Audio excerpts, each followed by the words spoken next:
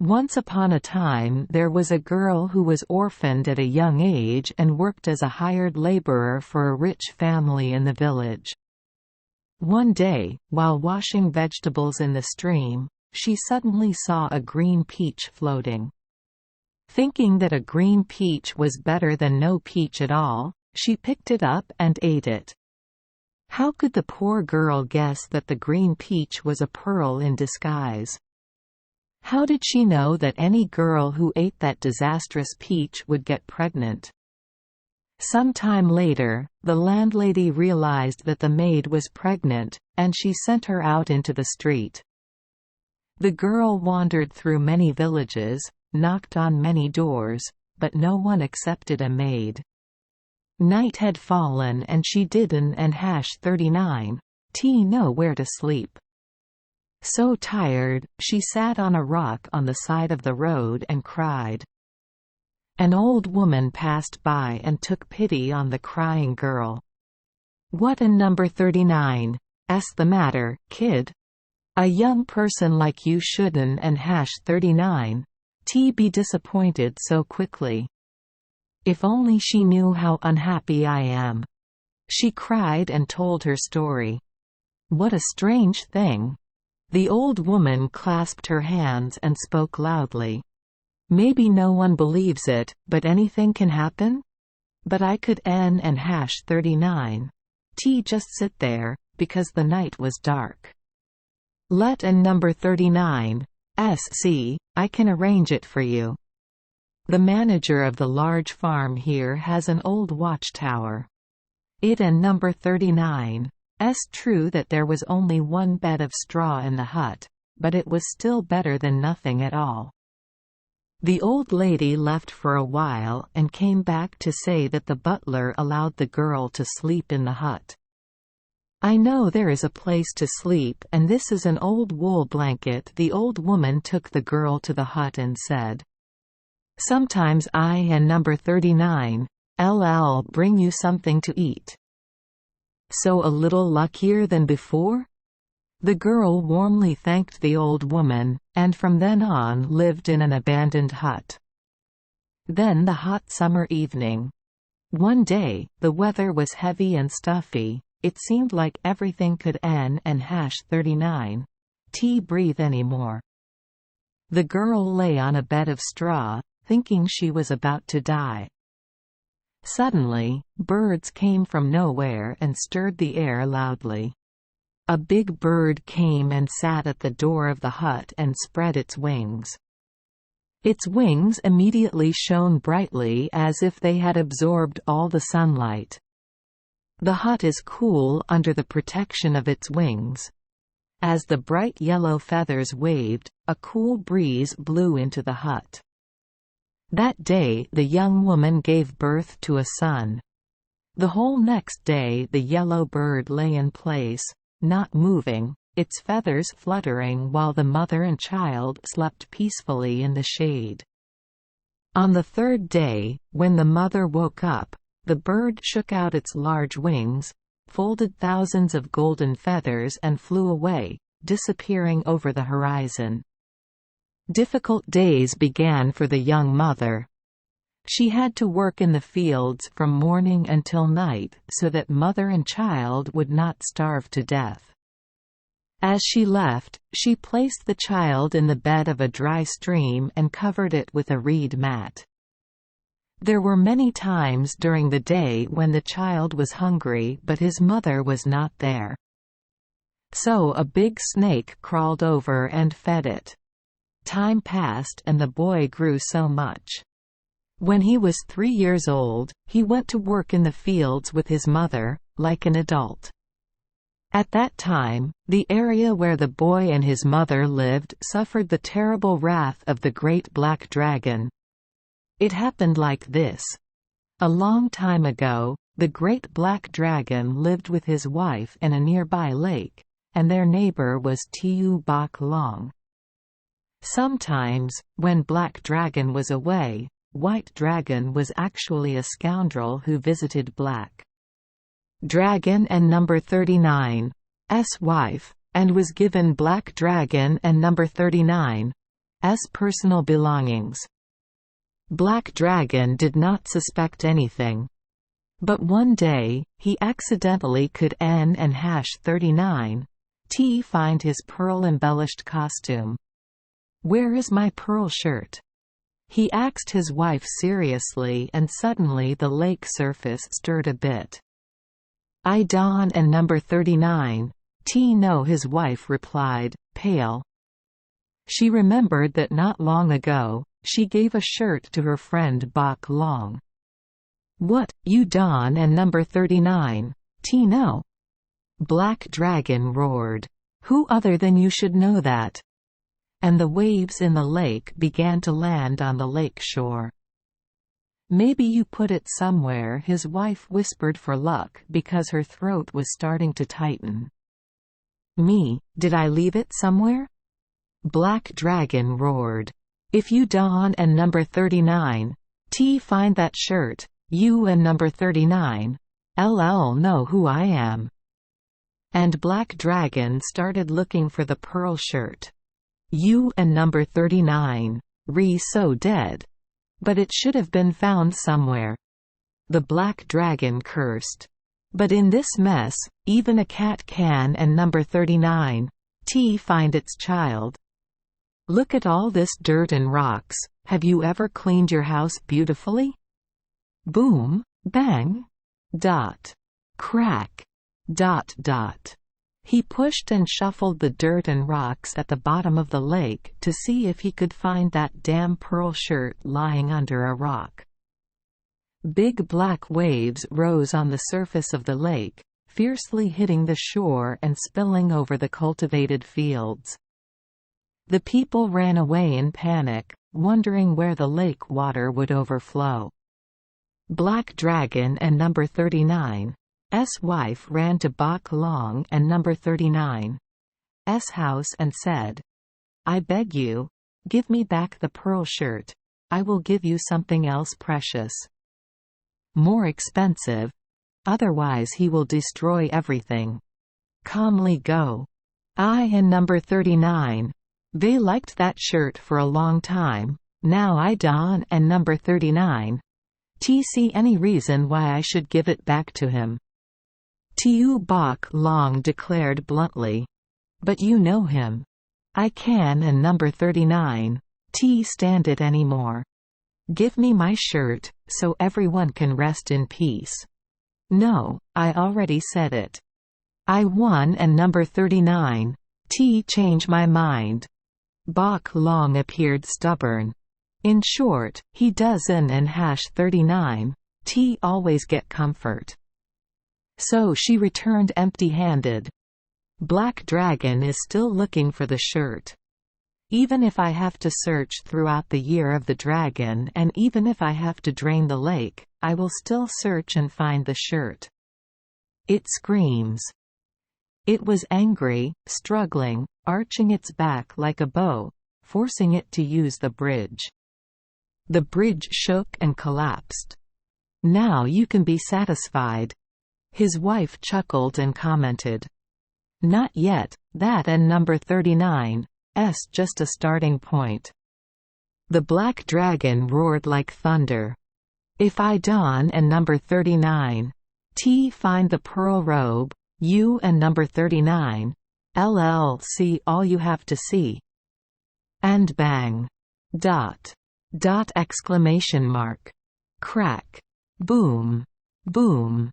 It turns everything upside down. The lake boiled. Tall, black waves emerged, as high as mountains. Walls of water poured into the fields, threatening the lives of people. News of the destruction caused by the angry Black Dragon spread to the provincial capital. The governor posted a notice saying that he would greatly reward the person who made the dragon listen to reason. But no one applied. There and number 39's nothing interesting about this job. A dragon is a dragon, and with a dragon it and number 39's no joke. The mother and child heard rumors about the announcement in the provincial capital. "Mom, "Please let me go to the provincial capital," the child said. "I will tell them that I will subdue that dragon. What do you think?" No one wastes time listening to a child. "A dragon like that, it just swallows me in one bite." The mother replied, unable to hold back her laughter. "But I will try," the child declared firmly. And before his mother could stop being surprised, he left the house and ran to the provincial town. He came to remove the banner and said loudly, "The reward belongs to me. I will subdue the dragon. Please let me see the governor." Everyone laughed, but because the boy insisted, they took him to the governor. The governor also had to laugh at that audacity. "So you imagine that you can subdue that black dragon, boy?" "Yes, I will subdue it," the boy said.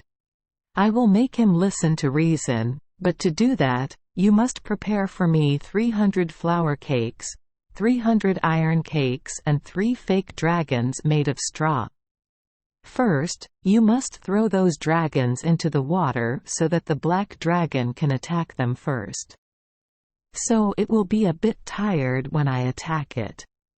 I need 6 very sharp swords, a bronze dragon head mask and 2 pairs of iron gloves with claws. Take those things to the lakeside and I and number 39, LL explain further." The governor looked thoughtfully at the child and finally concluded that he was not like other children. He ordered, "Give it everything it asks for. It has to prove what it can do." So people brought what the boy asked for to the lake. A large number of people followed. Everyone wants to see what happens. First, the boy put on the dragon head mask and then attached iron gloves with dragon claws to his arms and legs. Then he asked to give him the sword. It mounted 3 swords on its back, 1 under each armpit, and stuck a 6th sword between its teeth. Only then did it say, "Throw the 3 sea dragons into the water so the black dragon has something to worry about while waiting for me to finish talking. When I dive into the lake, watch the water closely. If the water is yellow, and when the golden dragon sticks its snout out, throw the flour cake into its mouth. If the water boils and turns black, and the black dragon sticks out its bill, throw the iron cake into its mouth. When it and number 39 's all over, throw a handful of dry grass into the lake, and then build a shrine where that handful of grass stuck to the shore." Having finished speaking, the child jumped into the water. Once in the water, its limbs lengthen into dragon claws, its mask turns into a real dragon and number 39's bill, and its swords become fangs and wings. The child disappeared and was replaced by a golden dragon who now swam to meet the black dragon. This dragon was still busy looking for the pearl shirt and was angrier than ever because he could #39 find it. "Who threw this pile of straw to me?" It roared and spat out the last straw. "This is not a dragon but ordinary straw. Seaweed sticks to my teeth. Enough, stop being angry." The golden dragon swam over and shouted, "You messed up the water and caused damage up there.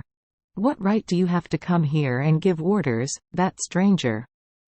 Black Dragon interrupted, "I and number 39 am here to challenge you. Look closely, baby," Black Dragon said.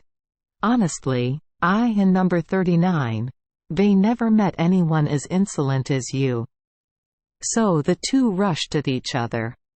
The black dragon is older and more powerful, but the yellow dragon is more agile and brave. While they were fighting each other, the water in the lake became more and more violent and began to boil. The golden dragon flickered around the black dragon. It stabbed here, bit there, cut there, making the black dragon frantic.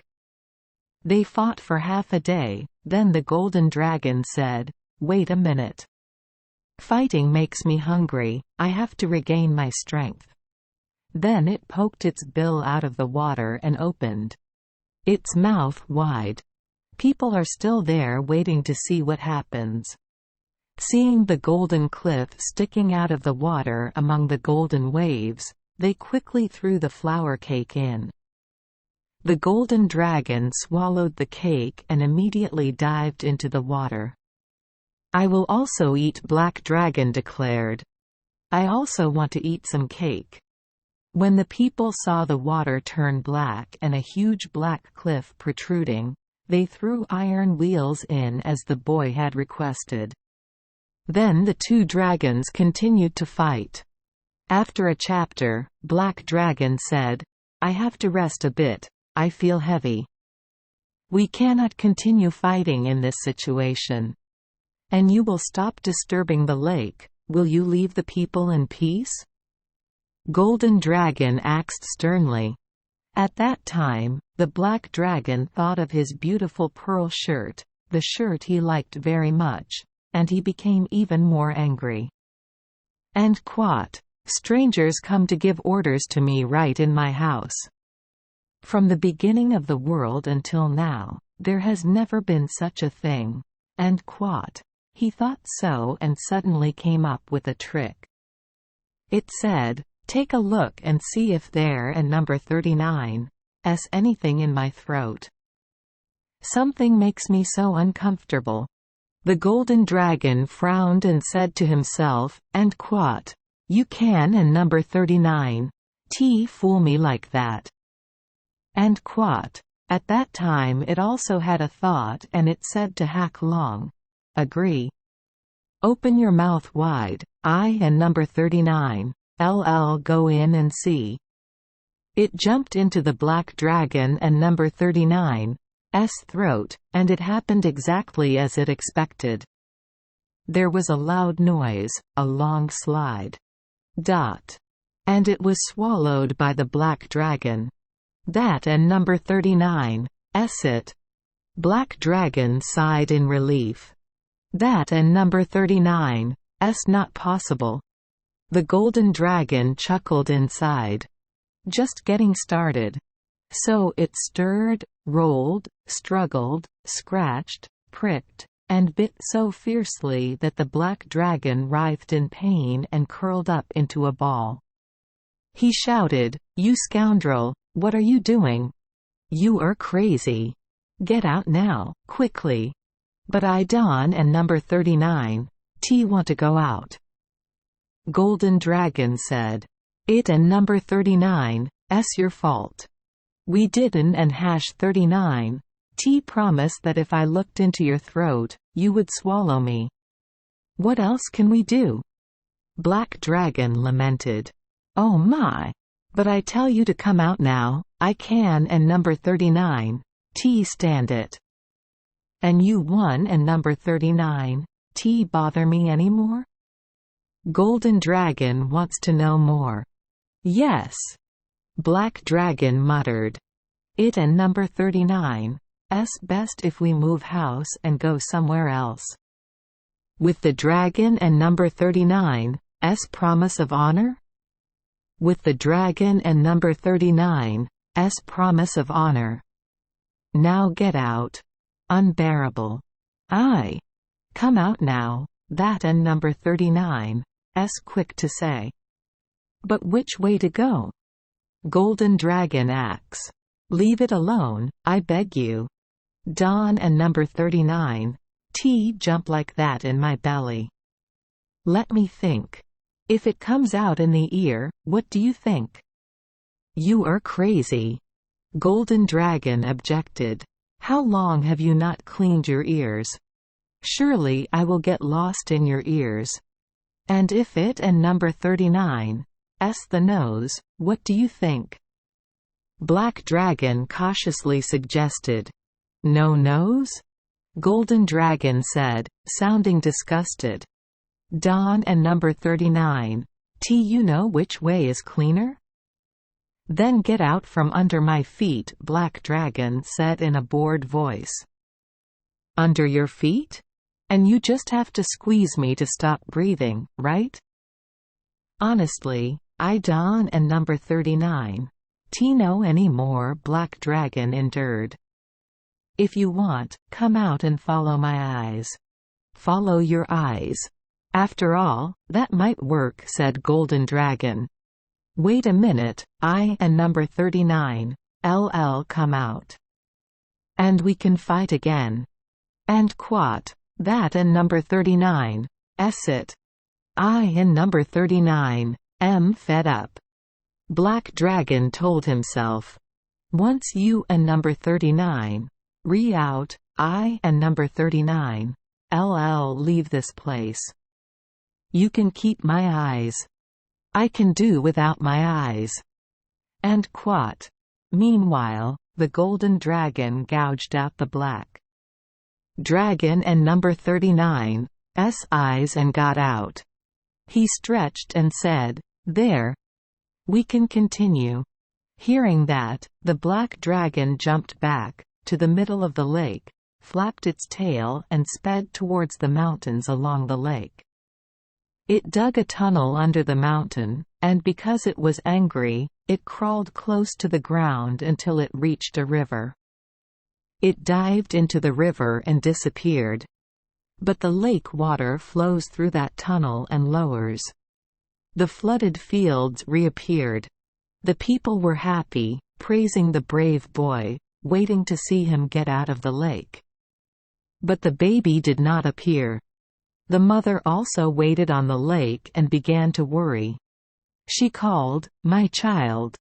Why Don and number 39, you come home? Are you okay?" The surface of the lake rippled and the water was tinged yellow. People heard a voice say, "Mom, I can and number 39, I can and number 39, go back anymore. According to dragon law, you cannot return to the mainland. Oh, my child, my only child. At least honey, let me see you again, one last time." The surface of the lake opened slowly and the Golden Dragon and number 39's head emerged. The dragon and number 39's eyes emitted loving rays towards the crying mother. At that moment, the people remembered the brave child and number 39's last words of advice. People threw a handful of dry grass into the water. The Golden Dragon shrinks until it becomes a tiny golden snake, crawls onto a handful of dry grass, and floats along the water to the other shore. The people built there a temple to worship the person who protected them, called the Golden Dragon Temple. Thank you for joining us for today's fairy tale. We hope these stories bring joy and meaning to your day. If you love our channel, please hit the subscribe button so you won't miss any exciting tales. Wishing you a good night and sweet dreams. See you in the next story.